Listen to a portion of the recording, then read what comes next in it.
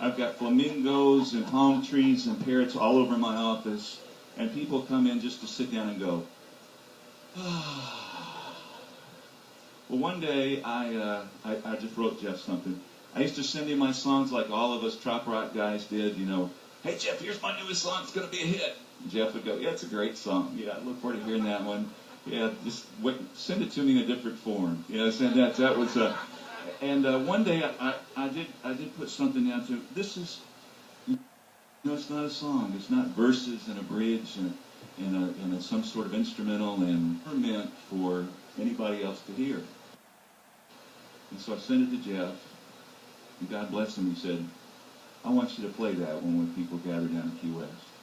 So this is not something I usually share all my songs with my wife. She didn't even know I had done this one because it's not a song necessarily. It's just something very personal from me to Jeff.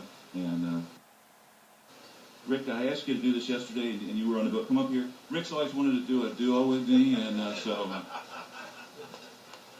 I haven't memorized it. And I think if I had, I couldn't get through it because I just pulled it off my phone last week.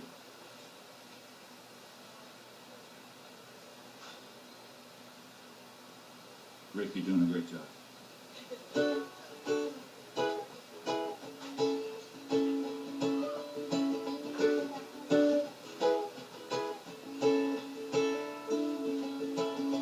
Sometimes the road up ahead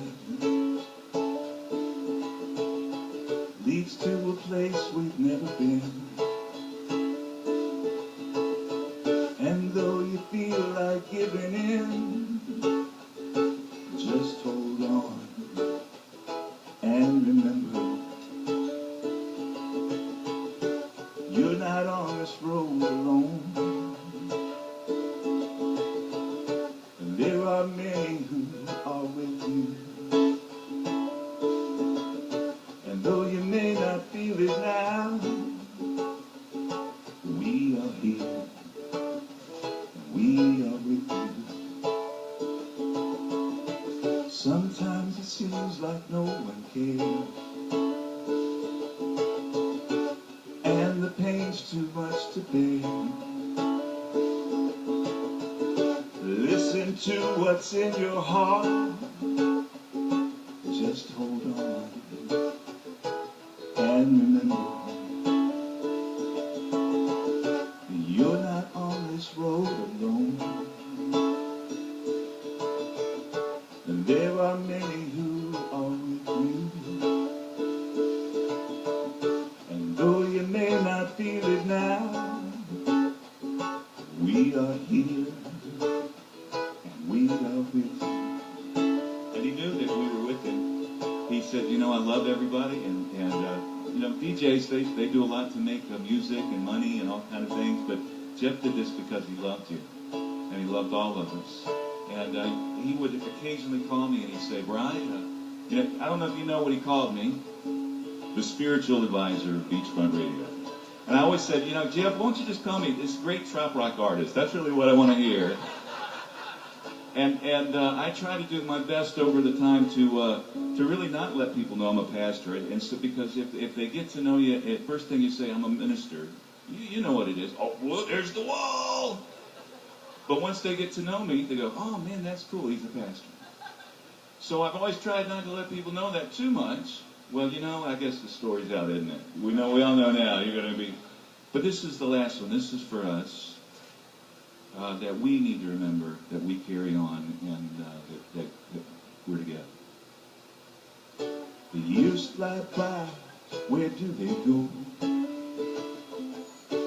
It seems we turn around and then we're gone. We do our best to carry on, and we do well to remember.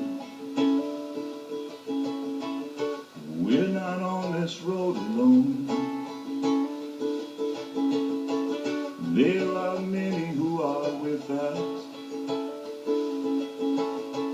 and when it seems like no one's there, there are many walking with us.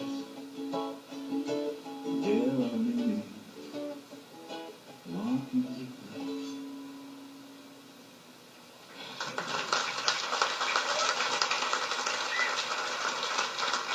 Let's give it up for Rick. He did a great job. I'm going to do just one verse real quick and get out of here because I don't want to leave it on a down note. You know, Jeff would say, "All right, that's enough. That's enough. Y'all have fun." This is my grief speech that I do because, you know, I do this a lot. You got to grieve. You're going to do it now. You're going to do it later, but you're going to grieve. And you can't judge someone else's grief by whether you think they're doing it the right way, because there's not a right way. It's just that you got to do it. And I read somewhere, so if I'm wrong and you know that I'm wrong, please don't tell me, because when you come up to tell me, I'm going to go, I don't care. This is my story and I'm sticking to it.